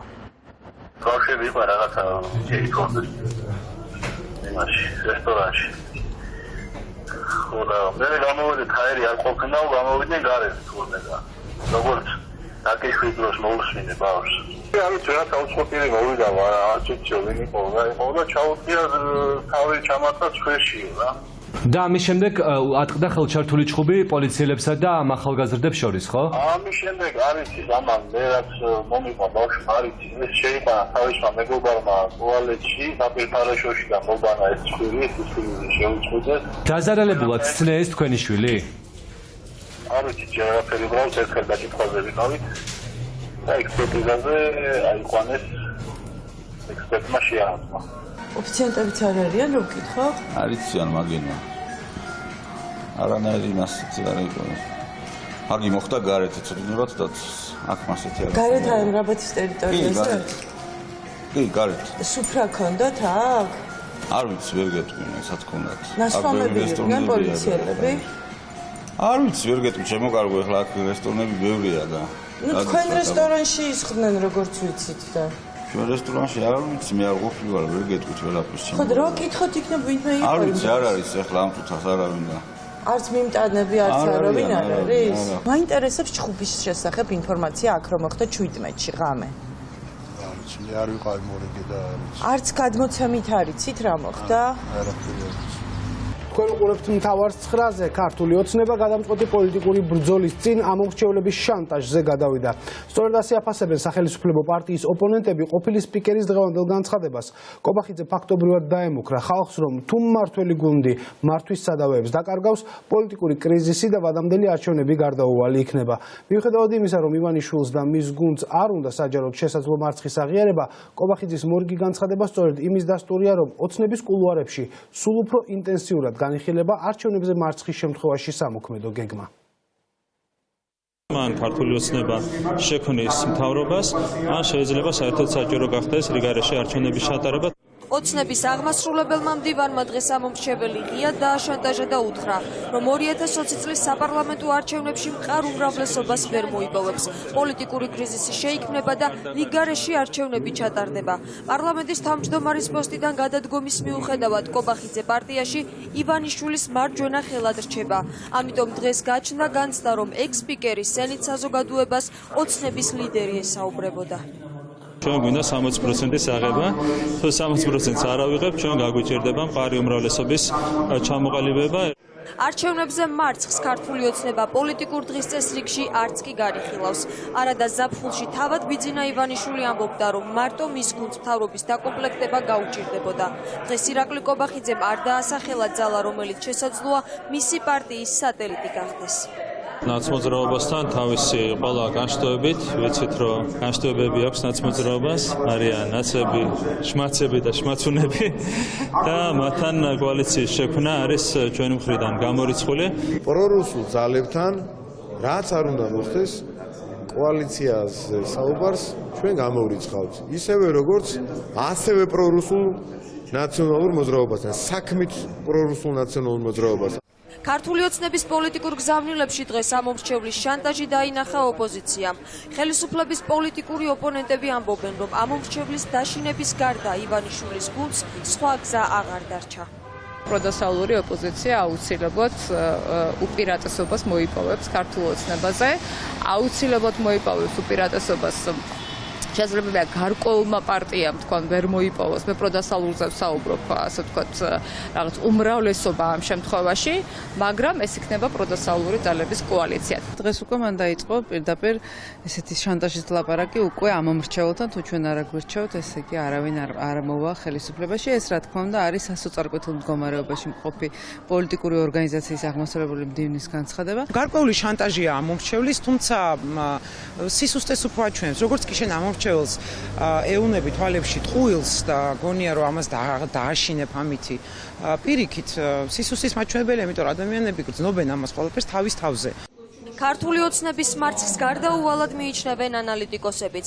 სტრატეგიული ანალიზის ცენტრში ირაკლი კობახიძის გათვლებს არასერიოზულად აღიქვამენ და საპრეზიდენტო არჩევნების პირველ ტურში მიღებულ მარცხს და არასწორად გათვლილ პროცენტებს ახსენებენ. ეს კიდე ერთი საკმაოდ სუსტი და უგუნური შანტაჟის ცდელობა არის ქართული ოცნების მხრიდან. ჩვენ გვახსოვს ბატონმა ირაკლიმ წინაზე 53% რომ კი არ დაანონსა, შედეგი გვაცნობა უკვე პირველი ტურის პრეზიდენტობის და მერე 38% აღმოჩნდა. ანუ სვის თომილებებზე ლაპარაკობენ, ძალიან სასაცილო იყო ახლა რაც პრეზიდენტის არჩევნებზე ქართულ ოცნებას მოვიდა, ხო? უზარმაზარი შეცდომები დაუშვეს პირველ ტურში და მაშინაც იყო, ხო, რომ აი თუ ჩვენ რაღაცა მოხდა, ომი დაიწყება და რაღაც, ანუ ეს არის ძალიან უხეში, არასწორი, არადემოკრატიული და არასახელმწიფოებრივი შანტაჟის ცდელობა. საპარლამენტო არჩევნები 2020 წელს შეცვლილი საარჩევნო სისტემით ჩატარდება და სავარაუდოდ ეს იქნება გადამწყვეტი ბრძოლა პარტიებს შორის გავლენების გადასანაწილებლად. სვანეთის სოფლები ჩაბნელებულია, მოსახლეობა კი ერთმანეთს უპირისპირდება. კონფლიქტის მიზეზი ბიტკოინების კუსტარული წარმოებაა. მათი რიცხვი მხოლოდ ერთ სოფელში უკვე 1000 აჭარბებს. მაინერების მოხმარებული ენერგია იმდენად დიდია, რომ მოსახლეობა ხშირ შემთხვევაში უშუქოდ რჩება. ადგილობრივი ხელისუფლება პრობლემას ადასტურებს, მაგრამ მისი გადაჭრა არ შეუძლია. სვანეთში ყველგან ამბობენ, რომ ბიტკოინების არალეგალურ ბიზნესს მაღალჩინოსნები მფარველობენ. მაკა ანდრონიკაშვილი მუშაობდა თემაზე და ესახლა მთავარი არხის ეთერს უერთდება. მაკა, რა ვითარება ამ დროისთვის სვანეთის სოფლებში? სვანეთის სოფლები უკვე რამდენიმე კვირაა დენის გარეშეა დარჩენილი. ამის მიზეზი კი სოფლებში არსებული ბიტკოინების ფერმებია, რომლებიც იმდენად დიდი რაოდენობით დენს მოიხმარენ, რომ საკმარისი ელექტროენერგია მოსახლეობის და სოფლების მოსამარაგებლად აღარ რჩება. ადგილობრივები ამბობენ, რომ ბიტკოინების ბიზნესის უკან ქართული ოცნების მაღალჩინოსნები დგანან, სწორედ ამის გამო არ აქცევს ადგილობრივი ხელისუფლება პრობლემას ყურადღებას. არსებულმა მძიმე ვითარებამ ადგილობრივების მწვავე პროტესტი გამოიწვია. ბიტკოინების ბიზნესმა სვანეთი ჩააბნელა სოფლებში, სადაც ხალხი დენის ფულს საერთოდ არ იხდის და სახელმწიფოსგან შეღავათით სარგებლობს მაინერების სოკოებივით მრავლდება. ელექტროენერგიის გაზრდილი მოხმარების გამო სიმძლავრე რიგით მოქალაქეებს აღარ ყოფნის და ღამით სვანეთის სოფლები ჩაბნელებულია. მხოლოდ სოფელ ლახამულაში ბიტკოინების 1000-მდე მაინერი მუშაობს. მოსახლეობა საბავშვო ბაღები, სკოლები და სამედიცინო ამბულატორიები კი დენის გარეშე რჩებიან. გადაკეტილი აქვთ მისასვლელი გზა პოლიციას და კუნთმაგარ ბიჭებს და არის განთავსებული მან 1000-მდე ბიტკოინის რაღაცა დანადგარი. ამავდროულად მიეწოდება მაღალი ძაბვის ელექტროენერგია, ესეც უფასოდ, იმიტომ რომ ადგილობრივები არ ვიხდით ელექტროობის გადასახადს და სრულიად უფასოდ ესე მეშვებიან, რა ქვია, ბიტკოინები ჩოვლობენ ფულს. აპარატები ბიტკოინები აქვს დაყენებული და ეს სოფელი ლახამულის აქით. ისინი სარიხდიან და ჩვენ მხარეზე აქვთ ისეთი გადასართავი აქვს და ღამე გვიკეტავენ ჩვენ და თვითონ სტაბილური დენი რო გქონდეთ ამის გულისათვის. ბიტკოინები დამონტაჟეს იქიდან გამომდინარე, რომ აქ შოქის ფულს არ ვიხდით და შესაბამისად მეტი მოგება რჩებათ მათ. მოსახლეობა დარწმუნებულია, რომ ბიტკოინების ბიზნესს ხელისუფლების მაღალჩინოსნები მფარველობენ. სწორედ ამის გამო ქარხნებს სვანეთში პოლიცია იცავს. ელექტროენერგია მაინერებამდე პირდაპირ მაღალი ძაბვის სადანები ტრანსფორმატორიდანაა გაყვანილი. მთავარის გადამღები ჯგუფის გამოჩენას ტერიტორიის მფლობელების გაღიზიანება მოჰყვა. გადი არა მაქვს მეთქი. გადი აქედან. გადი აქედან. გადი აქედან. გაგასწრო მაქვს. ხელი კამერას ხო? ხელი კამერას, ხელი ამას ხო? ხანაში თქვენ გაქვთ ეს ბიტკოინები და არა მაქვს არ გესმის? ისე მაშინ ერთად შევიდეთ და შეგვიყვანით დაგვათვალიერებინეთ. დაგვათვალიერებინეთ. მე რა ვიცი, მეტყვის დისპეჩერი ჩართე, ჩავრთავ, მეტყვის გამორთე, გამოვრთავ. მეტი ჩემი მორიგე საქმე არის, ქვესადგურის შემოღობების გარეთ გასვლა არ შემიძლია. დაინტერესებული ადამიანები არიან, ალბათ, ვინც ლობირებენ ამას თუ არა, სხვანაირად ვერ წარმოგვიდგენია და ჩვენ კიდევ ვართ ესე რა. სვანეთში ელექტროენერგიის არარსებობის მიზეზი, რომ ბიტკოინების ქარხნებია და რომ მფლობელების სახელმწიფოს მოხმარებული ენერგიის საფასურს არ უხდიან, ადასტურებს მესტიის მუნიციპალიტეტის გამგებელი. რას თქვენ იცით ის ვიცი მე დამონტაჟებული რო ბიტკოინები. გადასახადს რო ავიხდით, იმის გამო ხდება რომ ამონტაჟებენ და გადასახადს არ ვიხდით, არც ერთი მოსახლე. ბიტკოინები არაფერ შუაში არ არის? შუაში კი არა, თავშია, ზედმეტი ხარჯი უნდა იმათ და ამას გამო დანარჩენ მას ვერ მიეწოდება ეს ხარჯი ელექტროენერგიის მოსახლეობას. ქალაქში რო გაძვირდა ეს საქმე, ბიტკოინი ფასი დავარდა და მთელი ის გადმოტანილია და აქ აყენებენ სამწუხარო თემა ეს არის. იმიტომ რომ აქ უფასოდ ხმარდება სოფელ ნაკრას და დიზის მოსახლეობას, რომელმაც პროტესტის ნიშნად ტრესტია ზუგდიდის მაგისტრალი გადაკეტა, ხელისუფლება მურჩია მეზობელ სოფელთან, სადაც ბიტკოინების ქარხნებია პრობლემა თავად სვანური წესებით მოაგვაროს. მერსაც მიუმართეთ, ასე ვკითხავთ, თქვენ თვითონ მორიგდითო იმათთანო სვანური წესით. ეს უნდა მოსულიყო, უნდა მეკითხა ჩვენი გამგებლისთვის, რომ რას ნიშნავს ეს სვანური წესით მორიგება. თუ სვანური წესით არის მოსარიგებელი, თუ თემურ წყობილებაში ვცხოვრობთ, მაშინ გვითხრან და მაშინ არც შევაწუხებთ მთავრობას და ჩვენით მივხედავთ ჩვენ თავს, ხო? ვინ დიდრდება სვანეთში სახელმწიფოსა და მოსახლეობის ხარჯზე და ვის ეკუთვნის სოფელ ლახამულაში არსებული ბიტკოინების ქარხნები უცნობია. მოსახლეობის მასშტაბური პროტესტის მიუხედავად ადგილობრივი ხელისუფლება ქარხნის ტერიტორიაზე არ მისულა. არც ქარხნებამდე გაჭიმული მაღალი ძაბვის გადამცემის ადენები ჩაუჭრია ვინმეს. მოსახლეობა კი ხელისუფლების უმოქმედობის მიზეზს ასახელებს. სვანეთში ბიტკოინების ბიზნესის უკან მაღალი თანამდებობის პირებით განან. წიგნი 38-44 მწერალმა ნესტან ნენეკვინიკაძემ წარუდგინა დღეს საზოგადოებას. ნაწარმოები 90-იანი წლების საქართველოსია. მოქმედება 97 წელს იწყება დავარდების რევოლუციამდელ პერიოდს ასახავს. სიუჟეტი ძირითადად თბილისში ვითარდება. ნაწარმოებს ორი მთავარი პერსონაჟი ყავს, თუმცა რომანი გაცილებით მეტი ადამიანის ცხოვრებაზეა, რომლებიც ქვეყნის ერთ-ერთ ყველაზე რთულ პერიოდში ცხოვრობდნენ. სათაური, რომელიც დღეს გადავწყვეტეთ, რომ გაგვეთქვა, რომელიც გულისხმობს ფეხსაცმლის ზომას, კავშირში არის ამ კონტექსტში უკვე უფრო ზუსტად იკითხება და მიხვდება ალბათ მკითხველი და ჩვენც ვეცადეთ, რომ ერთი სათამაშო სათაურშიც დაგვეტოვებია, ასე ვთქვათ, იმიტომ რომ ბევრი სხვა ინსტრუმენტები, საკმაოდ ტრაგიკული ტექსტია, მაგრამ ვეცადე, რომ იუმორით გამეზავებინა, ძალიან ბევრი ადამიანი იპოვის საკუთარ თავს, უფრო სწორედ თავის თავგადასავალს თუ არა ნაცნობს ძალიან, იმიტომ რომ ჩვენ ყველამ გავიარეთ ეგ დრო და მე მიუხედავად ამ დიდი ტკივილებისა ვფიქრობ რომ გავიმარჯვეთ ამ დროზე, იმიტომ რომ ეხლა აქ ვართ თუნდაც და ამ ამბებზე მეტნაკლებად ჯანმრთელი რეაქცია შეგვიძლია. ნესტანიც არ არის თქვა მარტივი ადამიანი და არც თუ მარტივი წიგნი დაწერა. ამაში გულისხმობ გარკვეულ სირთულეს, სწორედ დროის სირთულეს, რა დროსაც აღწერს ეს რომანი, იმ ადამიანების საკმაოდ პრობლემურ და რთულ ცხოვრებას, რომელიც დაემთხვა 90-იან წლებს, რომელსაც გამოყვა 90-იანი წლების ტრამვები და ერთგვარი გამოცდილება, რომელსაც ჩვენ დავატარებთ ჩვენი ფსიქიკით, თუ ჩვენი ემოციებით, თუ ჩვენი ბიოგრაფიებით და მეორე მხრივ ეს არის რაღაცნაირად თამაშზე, იცით, თამაშის პრინციპზე. პერსონაჟები თამაშობენ თავის ბიოგრაფიებით. ქვეყანაც თამაშობს ქვეყნობანას. ძალიან მაინტერესებს არ წამიკითხავს ერთი სული, მაგრამ როდის ამოვიკითხავ, როგორ დაინახა, როგორ იხსენებს და როგორ აღწერს იმას, რაც ერთად გამოვიარეთ სხვა შორის, სწორედ 90-იან წლებში გავიცანე ნენე და აღმოვაჩინე სხვა ადამიანი. მე არ შემიძლია ვიყო ობიექტური, იმიტომ რომ სუბიექტურად ძალიან განსაკუთრებული ადამიანია ჩემთვის და ამიტომაც მას მხოლოდ ულოცავ სიხარულით, რომ დიდი სიხარულია ნებისმიერ ადამიანისთვის, ნებისმიერი ახალი წიგნი, მის მკითხველსაც რა თქმა უნდა, ბევრი ყავს მკითხველი და ძალიან მიხარია, რომ სამი შვილის დედა უამრავი პრობლემებისა და საქმის მიუხედავად ახერხებს ისევ წეროს და ისევ იყოს თანამედროვე ქართული ლიტერატურის ერთ-ერთი გამორჩეული სახელი და სახე. მართალია რომანი წაკითხული არ მაქვს, მაგრამ რამხელა ამბავია ხო ხედავთ, ესე იგი წვეტა არის, უნდა მივიდე ხელი მოვაწერინო ნესტანს და ვერ მივსულ ვარ. იმის თქმა მინდა რომ რაც ნესტანმა თქვა და რაც გავიგე, ეს არის 90-იანი წლები, ჩვენთვის ძალიან მტკივნეული წლები და ალბათ თვითრეფლექსია არის საჭირო ბევრი სხვადასხვა მიმართულებით და ზუსტად მე მგონი, როგორც ლაშამ თქვა და ასევე როგორც დათო ტურაშვილმა თქვა, ვის აზრსაც ვენდობი, ეს არის საკმარისად ისეთი საინტერესო და მაინტრიგებელი, ცოტა მაგიური რეალიზმი და 90-იანი წლების ჩვენი სატკივარი ჩაქსოვილი არის ამ წიგნში და ველოდები მოუთმენლად, როდესაც წავიკითხავ.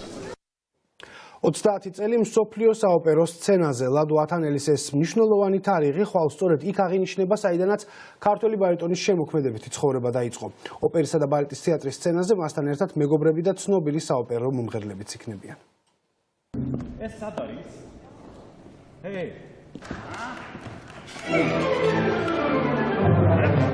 რადგან საოპერო მომღერალი და კონსერვატორიის ჩავაბარო, ვფიქრობდი ჩემ საკუთარ საყვარელ სცენაზე თუ მოვხვდები მეტ.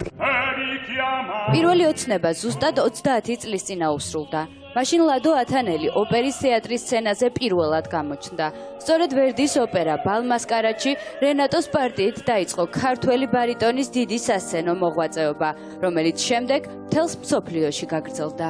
პირველი რა თქმა უნდა ჩემი დებიუტი, მერე უნებრივია ლასკალა, რომ ჩამოთავ დიდი საოცარი 5-6-ეული, ანუ მეტროპოლიტენის ოპერა, სადაც ჯეიმს ლევაინთან, ლასკალაში რიკარდო მუტი და წარმოგიდგენიათ რასახელებთან, შემდეგ ბერლინის საოპერო, ლონდონის კოვენტ გარდენი პაპანოსთან და ასე რომ უდიდესი საოპერო თეატრი პარიზის ბასტილია და აი ეს საოცარი გამოსვლა, მაგრამ ვიტყოდი რომ პირველი მაინც ქართული დებიუტის შემდეგ პირველი ლასკალას დებიუტი იყო ჩემი მაკბეთის როლში.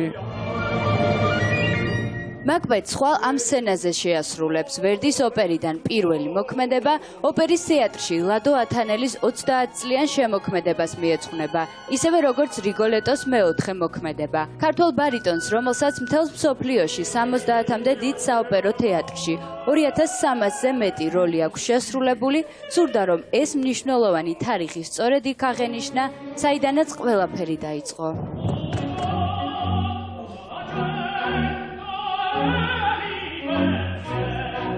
ლადო ათანელის სასცენო მოღვაწეობისადმი მიძღვნილ საღამოზე მისი მეგობრები და ცნობილი საოპერო მომღერლებიც იქნებიან. საზღვრებს გარეთ დიდ სცენებზე ერთად გამოსვლის შემდეგ სამშობლოში ხვალ იმღერებენ. ჩვენ ძალიან ბევრი რამე გვაკავშირებს, ბევრი მოგონება და განსაკუთრებით მახსენდება მეტროპოლიტენ ოპერა, სადაც ჩვენ ერთად შევასრულეთ სწორედ ეს ოპერა, სადაც მან არაჩვეულებრივად იმღერა და საერთოდ მინდა ესე ყველანაირი ქების არეში და კომპლიმენტების თქვა სიმართლე, რაც საყოველთაოდ ცნობილია, რომ ლადოს იმდენად იშვიათი და ლამაზი და საოცარი ბარიტონი ჰქონდა, რომელიც არ ვიცი კიდევ დაიბადება თუ არა საერთოდ მსოფლიოში. მე და ლადო დიდი ხნის მეგობრები ვართ, შესრულებული გვაქვს ერთად რიგოლეტო ტოკიოში.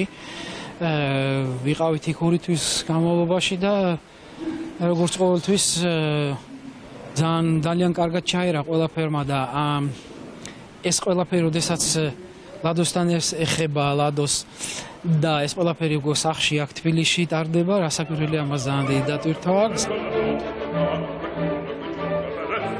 ლადო ათანელის საღამოს თბილისის ოპერისა და ბალეტის თეატრის გუნდი და ორკესტრი ზაზა აზმაიფარაშვილის დირიჟორობით გააფორმებს. 30 წელი მსოფლიოს საოპერო სცენაზე ხვალ საღამოს 7 საათზე დაიწყება.